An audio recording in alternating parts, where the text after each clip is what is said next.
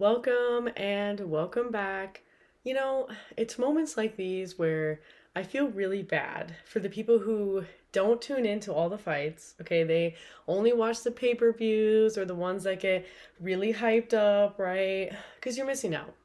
Okay, we had a lot of historical moments and just a lot of exciting flash, flare. It was such a beautiful night of fights. Okay, so beautiful. One of the best nights in the Apex, probably a potential fight of the year candidate, and just so much. There were so many great things that happened. Let's go over it.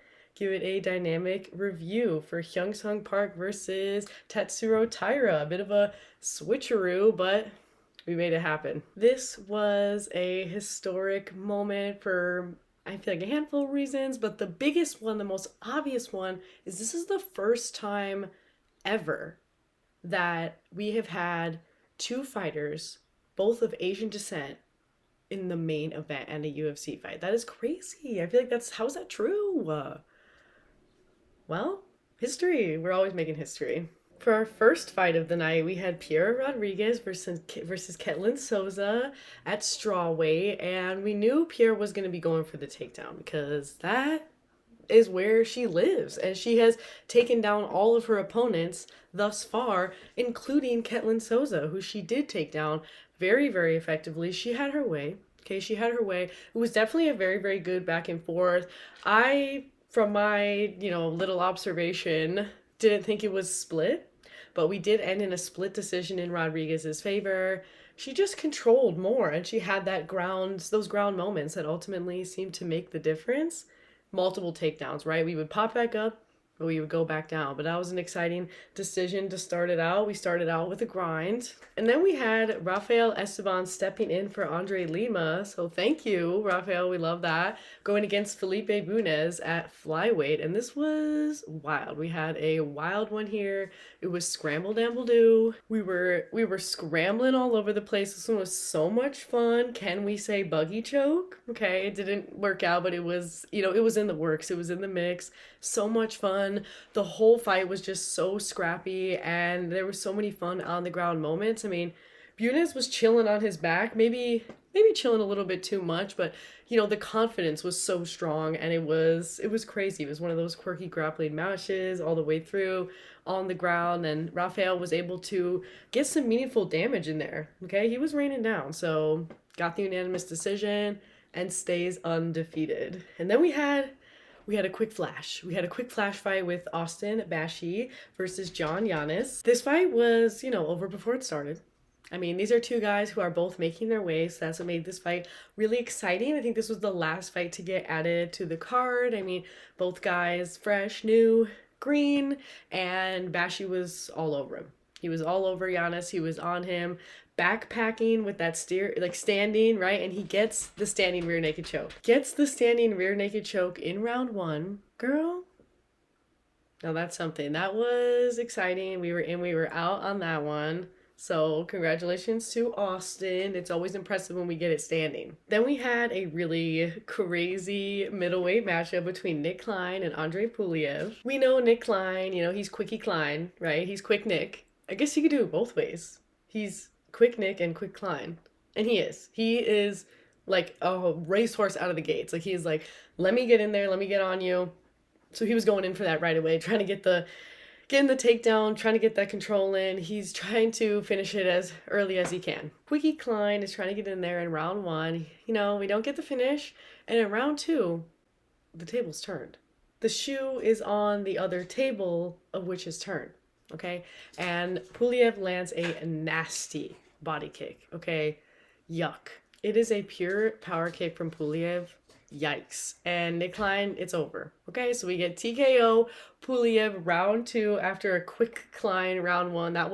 We knew that one was going to be quirky, and it was. Then we had a really fun middleweight matchup between Rodolfo Vieira and Tresean Gore. So this one, both guys coming in with a lot of grappling strength, but Rodolfo Vieira as like grappling king, the black belt hunter. So we had a lot of expectations there that's where this fight was going to be. He gets 90% of his wins via submission, so that's what we expected. And that round one, that was basically, it seemed like the thought. Like, Rodolfo was like, let me get a takedown. Let me get it in there. It was kind of tough though. I think it was like 5 were blocked before we finally got one. But interestingly enough, rounds 2 and 3 were totally different. It was definitely more of a strike off, and Rodolfo Vieira was showing his skill there. So that was really cool. He was pretty much just like outdoing Tresean with just kind of like one shots, kicks. Tresean was getting, he was getting his work in there too, like keeping it in a competitive fight, but Rodolfo was in control. And that was pretty cool to see him get a unanimous decision in that way, where it was 2 rounds that were, he was winning in the striking. So you go, girl. And then we had the second body kick that stopped the fight. Okay, that is crazy. I think there's only been 2 other fight cards is what they were saying, something like that. It's rare. It's very rare that we have 2 fights that end as a result of a leg kick. I mean, this one was followed up by punches, but it was the leg kick that did it. And Nathan Fletcher against Rinya Nakamura at bantamweight. So Nathan Fletcher, super subby. And Rinya was saying that he was pretty excited to show his own wrestling and his own submission skills, but we didn't get to that. Before anybody could show any wrestling of any kind, Rinya got a very toey kick. I mean, that toe was in there. That was a nasty liver, and it's liver, down. And Nathan Fletcher, there's just only so much you can do to stop the near organ failure that you're experiencing in moments like that. I mean, what do you do? Yeah, so he went down. He went down. And Rinya followed it up, just made sure, he's going down. Okay, and ended it with some punches there. So that was so exciting. That was crazy. You know how it is with the liver. No one's stronger than their liver. And then we had a fight that I guess was kind of the start of a series of wars that were on this card. We had a lot of wars. It was just so inspiring. Danny Silva versus Kevin Vallejos at featherweight. Kevin is so young, but the way he fights in there, it's like, this man knows. Kevin's fight IQ was on full display, and he dealt with Danny Silva so well. I mean, that fight was so exciting.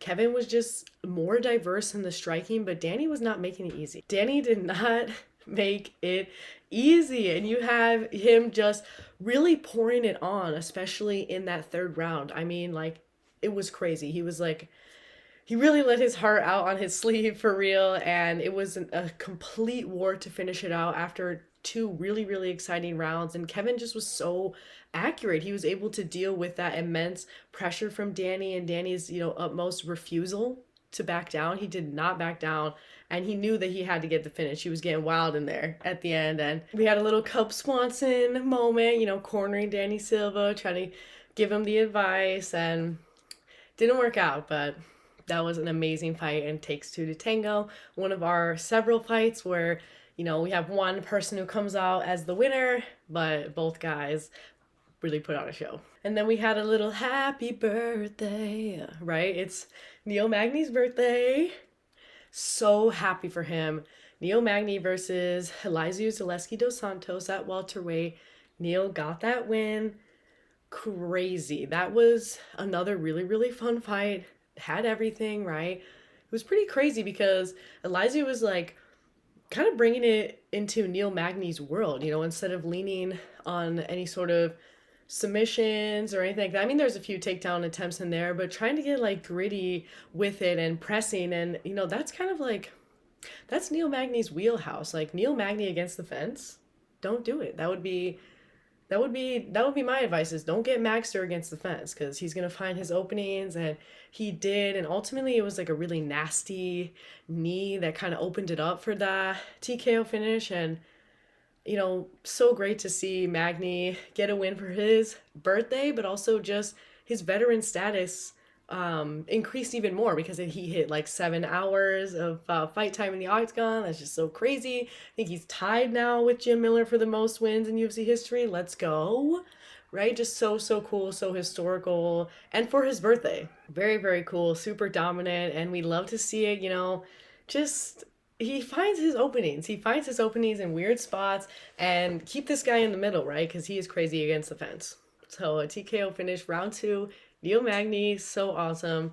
Then we get Carol Rosa versus Nora Cornolle, women's bantamweight. This fight started out scrappy as expected. Both gals are very, very legalicious, like the leg kicks I expected to be coming. But by rounds 2 and 3, we were getting a little bit more neutral with it. Carol Rosa was saying, you know what? Nora is explosive. I need to get this girl on the ground. I need to slow this fight down and slow it down. She did, especially really in that third round. Round 2, we had a lot of damage happening on the ground. A lot of damage though in that round 1, right? Like it was damage right away. That was a pretty exciting fight. In terms of control though, definitely Carol, 100%, it was all her. Carol Rosa just made it her fight. She made it her world, and now she's tied most wins in the bantamweight, women's bantamweight division. That was a pretty good one. And then we had potentially fight of the year. Okay. Elvis Brener versus Estevam Ribovics. Okay. That at lightweight. This was insane.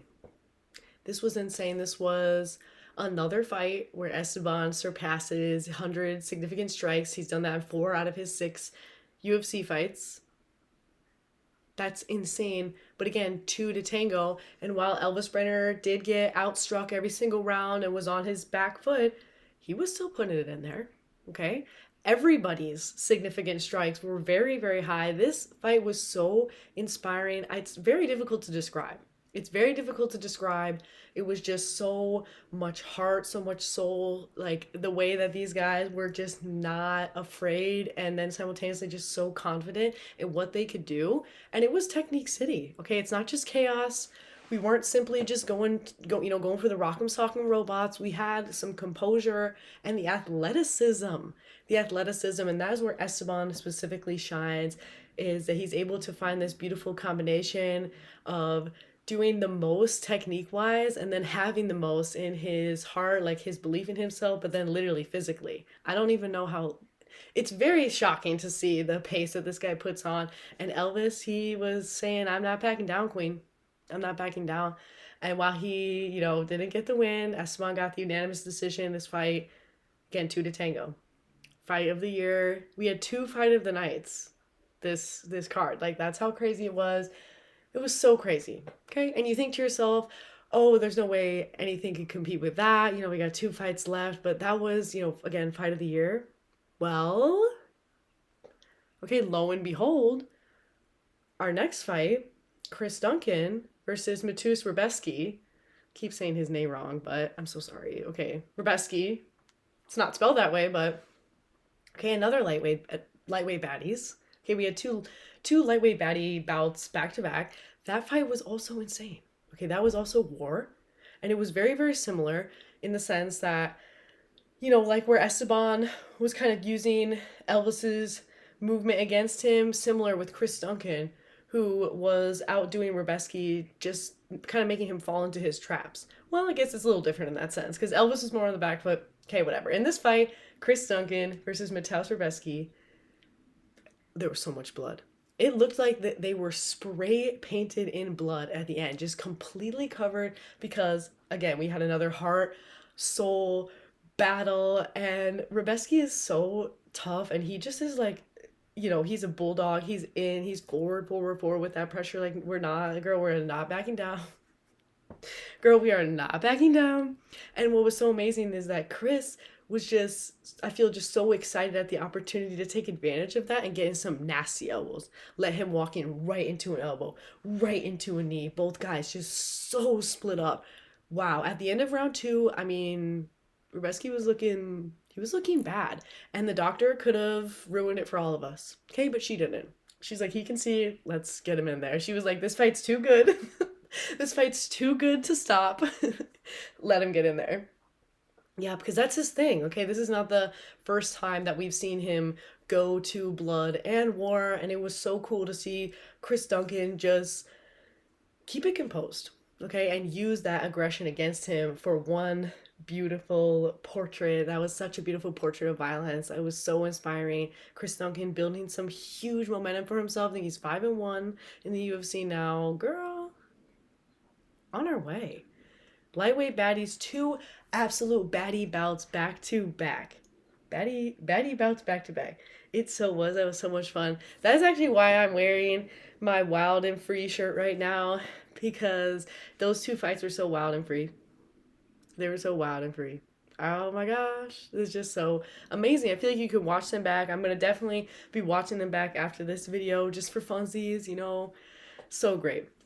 And that leads us to our main event. Okay, really exciting as well. So this was supposed to be Amir Albazi versus Tetsuro Taira, but Amir is injured, and we had to call it quits for that, and that was on Monday. So very very short turnaround, and Hyung-Sung Park, undefeated prospect without a ranking next to his name, came in to save the day.